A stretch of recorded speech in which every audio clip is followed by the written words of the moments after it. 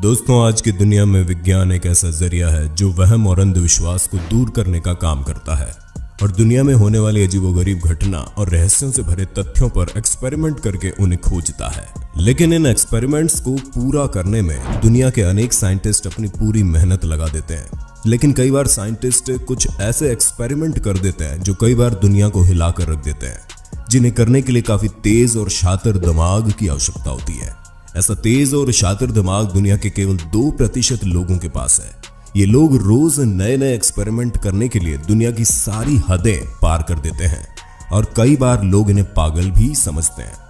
तो आइए आज हम आपको कुछ ऐसे ही साइंटिस्ट्स के बारे में बताएंगे। Number 5, Albert Einstein.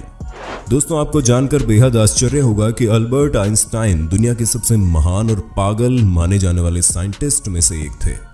लेकिन बचपन से इनके अजीबोगरीब सवाल टीचर्स को सोचने पर मजबूर कर देते थे, क्योंकि जिज्ञासा से भरे अल्बर्ट आइंस्टाइन हमेशा टीचर से कुछ अटपटे सवालों के जवाब पूछते रहते थे, जिसके कारण उन्हें उनके टीचर्स पागल कहने लगे थे।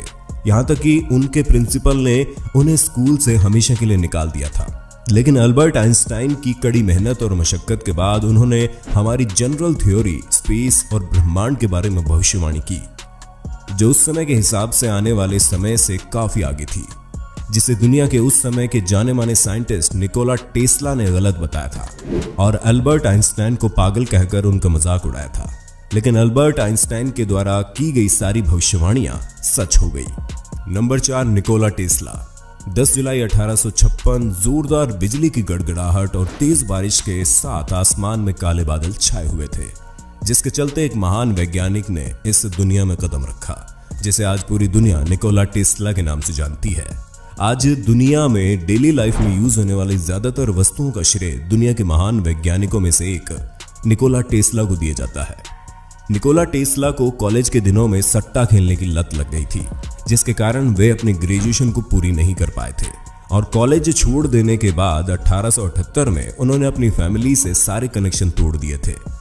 बाद में उनकी फैमिली को लगा कि वे अब इस दुनिया में नहीं रहे, लेकिन 1880 में वे यूएस के लिए रवाना हो गए और सन 1882 में उन्हें थॉमस एडिसन की कंपनी में नौकरी करने का अवसर मिला। टेस्ला ने थॉमस एडिसन से उनकी कंपनी की मोटर्स और जनरेटर्स की बॉडी में कुछ चेंजेस लाकर उन्हें और बेहतर बनाने का दावा किया और बाद में उन्होंने इसे रीडिजाइन करके एक बेहद कमाल का आकार दे दिया, जो काफी सुरक्षित था। दोस्तों, आज भी दुनिया में टेस्ला द्वारा डिजाइन की गई मोटर्स का इस्तेमाल किया जा रहा है, लेकिन किसी कारणवश टेस्ला को एडिसन की कंपनी से इस्तीफा देना पड़ा। कड़ी मशक्कत और कमर तोड़ मेहनत के बाद टेस्ला ने एसी करंट का आविष्कार किया, जिसका पूरा नाम अल्टरनेटिव करंट है। लेकिन थॉमस एडिसन के डीसी करंट के आविष्कार को ज्यादा बेटर बताते हुए इसकी गलत अफवाह फैलानी लोगों ने शुरू कर दी। लेकिन टेस्ला के द्वारा किए गए एसी करंट के आविष्कार को टेस्ला के इसके प्रति पागलपन ने डीसी करंट से ज्यादा असरदार और पावरफुल साबित कर दिया। टेस्ला ने अपनी जान पर खेलकर एसी करंट का अपनी बॉडी से फ्लो करते हुए 2 बल्ब जलाकर दिखा दिए, जिससे साबित हो गया कि एसी करंट डीसी करंट से ज्यादा पावरफुल और सुरक्षित है। Number 3, Hanning brand. आज के युग में केमिस्ट्री एक ऐसा विषय बन गया है जिसे समझ पाना हर किसी के बस की बात नहीं है। लेकिन पुराने समय में केमिकल के अंदर कई तरह की चीजों को मिलाकर कुछ नई चीजों का आविष्कार कर देने के कारण अल्केम को जादूगर कहा जाता था। जर्मन के जाने माने अल्केमिस्ट हेनिंग ब्रैंड, जिन्हें पूरी दुनिया मैड साइंटिस्ट के नाम से जानती है, ने कई वर्षों तक मेहनत करने के बाद 1669 में उन्हें पक्का यकीन हो गया कि कुछ केमिकल्स को आपस में मिलाकर सोना यानी गोल्ड का आविष्कार किया जा सकता है।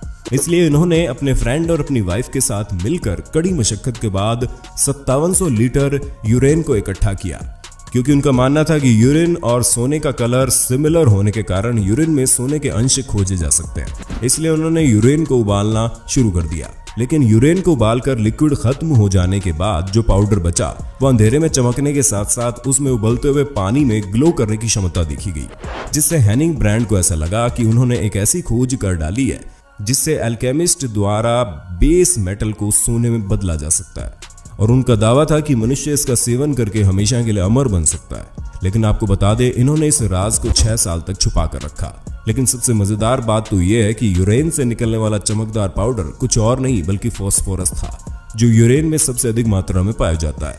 Number 2, J. Robert Oppenheimer. J Robert Oppenheimer और अल्बर्ट आइंस्टाइन दुनिया में एक दूसरे के सबसे करीबी साइंटिस्ट माने जाते थे, जो जूवेश ओरिजिन के न्यूक्लियर फिजिशियन थे। इन दोनों ने एक साथ आइटम बम के प्रोजेक्ट पर काम करके उसे आगे बढ़ाया था, लेकिन बाद में जब इन दोनों ने आइटम बम से होने वाली भयंकर तबाही के बारे में अंदाजा लगाया तो इन दोनों ने उस पर काम करने से साफ इनकार कर दिया। बचपन में जे रॉबर्ट ओपेनहाइमर के लक्षण कुछ अलग ही नजर आने लगे थे। उनके टीचर ने उनका टैलेंट देखकर कहा था कि आने वाले समय में जे रॉबर्ट ओपेनहाइमर पूरी दुनिया को हिला देंगे, और उनके द्वारा कही गई बात आखिरकार सच हो गई। उन्होंने यूएस गवर्नमेंट के एक प्रोजेक्ट पर काम करना शुरू किया, जिसमें उन्हें इस प्रोजेक्ट का टीम लीडर घोषित कर दिया गया, जिसका नाम मैनहट्टन प्रोजेक्ट रखा गया। वर्ल्ड वॉर 2 के चलते उन्होंने 1945 में आइटम बम बनाकर तैयार कर दिया था, ताकि नाजी जर्मन और जापान उनसे पहले आइटम बम ना बना ले। इसलिए उनकी टीम इंजीनियर्स ने मिलकर 16 जुलाई 1945 को न्यू मैक्सिको की ट्रिनिटी साइट पर परमाणु बम का परीक्षण किया, जिसमें 40,000 फीट तक एक मशरूम के आकार के क्लाउड के साथ तेज चमकदार लाल रोशनी दिखाई दी, जिसे देखकर दुनिया की तबाही का अंदाजा लगाया जा सकता है। इस परीक्षण के 21 दिन बाद 6 अगस्त 1945 में यूएस ने जापान के हिरोशिमा में परमाणु बम गिराकर भयंकर तबाही मचा दी, जिसमें 80,000 से ज्यादा लोगों की जान चली गई। यहां तक कि 9 अगस्त 1945 नागासाकी में डाले गए आइटम बम की भयंकर तबाही से 40,000 लोग मारे गए।